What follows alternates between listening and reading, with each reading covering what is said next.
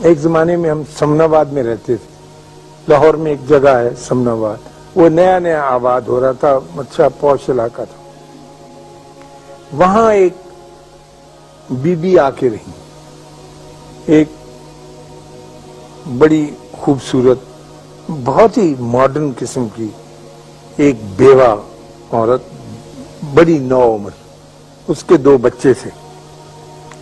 تو ہم جو نیک آدمی تھے سمناباد کے رہنے والے، ہم نے دیکھا کہ ایک عجیب و غریب کردار آ کر ہمارے درمیان آباد ہو گیا، اور اس کا انداز زندگی کا چلن جو ہے وہ ہم سے ملتا جلتا نہیں، کیونکہ ایک تو وہ بہت اعلیٰ درجے کے نہایت خوبصورت کپڑے پہنتی تھی، پھر اس کی یہ خرابی تھی کہ وہ بڑی خوبصورت لڑکی تھی، پھر اس میں تیسری خرابی یہ تھی کہ اس کے گھر کے آگے سے گزرو تو خوشبو کی لپٹیں آتی تھی، وہ سینٹ فریلی استعمال کرتی تھی، وہ جو سپرے نہیں ہوتا.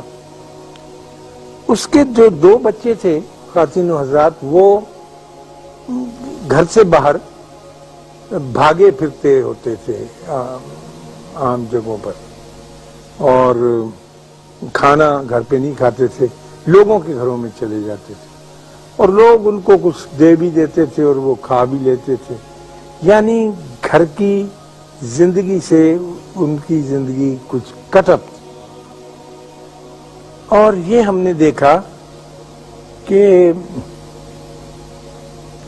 اس خاتون کو کچھ عجیب و غریب قسم کے مرد بھی ملنے آتے تھے. یعنی ان کی گاڑی، مثلا جو گھر کا عزیز اسرار، اس کی گاڑی کا نمبر آپ جان جاتے ہیں، ان کے ہاں مختلف نمبرز کی گاڑیاں آ کے کھڑی ہوتی تھی.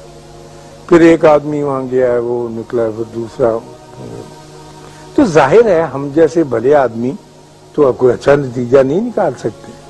وہ ان کے بارے میں ہم ایسا ہی رویہ تھا جیسا اب آپ کو میں یہ کہانی سنا رہا ہوں، تو آپ کے دل میں بھی لا مالا یہی خیال آتا ہے کہ ایسے ہی ہوگا. تو ہمارے گھروں میں آپس میں جمعے کے وقت مسجد میں بھی چیمیں گوئیاں ہوتی تھی کہ یہ کون آ گیا ہے جو ہمارے اس علاقے میں آ کر آباد ہو گیا.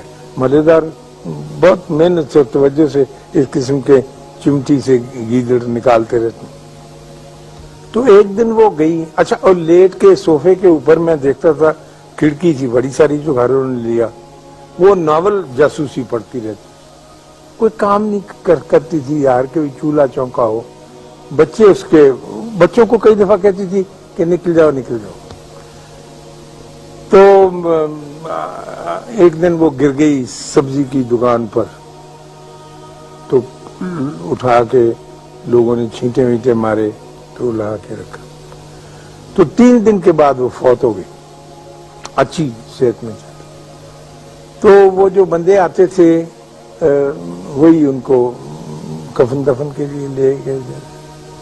تو پتہ چلا کہ وہ ایک جو بندہ ان کے ہاں آنے والا تھا وہ ان کا فیملی ڈاکٹر تھا، جو اس کی حفاظت پر، دیکھ بھال پر مامور تھا. اس عورت کو ایک ایسی بیماری تھی کہ جس کا کوئی علاج نہیں تھا. کینسر کی ایسی خوفناک صورت تھی سکن وغیرہ کی کہ اس کے بدن سے بدبو بھی آتی رہتی تھی، جسم پر زخم ایسے تھے، اور اسے سپرے کرنا پڑتا تھا اپنا، تاکہ کوئی قریب کھڑے یا وہ نکلے تو اس کو تکلیف نہ ہو.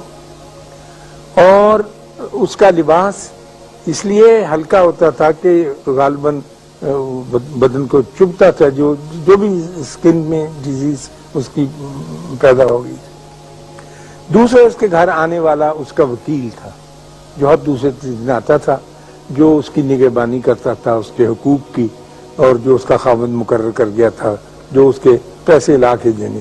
تیسرا اس کے خاوند کا چھوٹا بھائی تھا جو اپنی بھابھی کو ملنے آتا. تو ہم نے اس سے یہ اندازے لگا لیے جو میں نے آپ کے سامنے بیان کیے. اور اس نیک پاک عورت کو جب اس پہ دورہ پڑتا تھا تو وہ بچوں کو دھکے مار کے باہر نکالتی تھی، باہر جا کے کھیلو، باہر جا کے، اور تڑپنے کے لیے وہ اپنے دروازے بند کر کے اندر جاتی. تو میرا مطلب عرض کرنے کا یہ تھا کہ ہم تنقید کا کام یا نقص نکالنے کا کام اللہ پر چھوڑیں، اس نے اس کے لیے ایک وقت مقرر کیا ہوا ہے، وہ جانے اور اس کا کام جانے۔ ہم اللہ کا بوجھ اپنے کندھوں پر نہ اٹھائیں، کیونکہ اس کا بوجھ اٹھانے سے آدمی سارے کا سارا چبا ہو جاتا ہے، چبا سمجھتے ہیں، کمزور ہو جاتا ہے، مر جاتا ہے۔ اللہ آپ کو آسانیاں عطا فرمائے اور آسانیاں تقسیم کرنے کا شرف عطا فرمائے۔